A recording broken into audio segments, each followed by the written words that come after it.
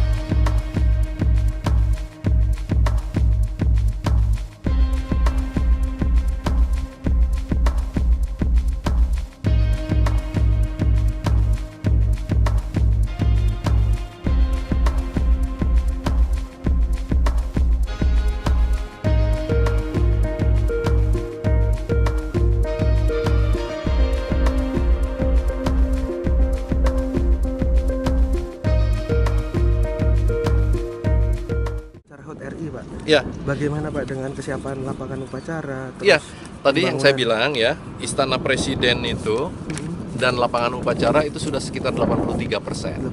Kalau kantor Presiden lebih cepat lagi itu sudah sekitar 88%. Itu insya Allah siap itu ya, Istana dengan lapangan upacara. Termasuk IKN Memorial Park Ya, termasuk Memorial Park-nya sedang kita kerjakan. dan nantinya para tamu ini akan menginap di mana, Pak? Untuk Ya kedepannya mungkin nanti? kalau tamu sebagian ya, itu kan tamu itu ada, kalau untuk upacara itu ada dua kelompok intinya. Ada undangan dan ada petugas upacara.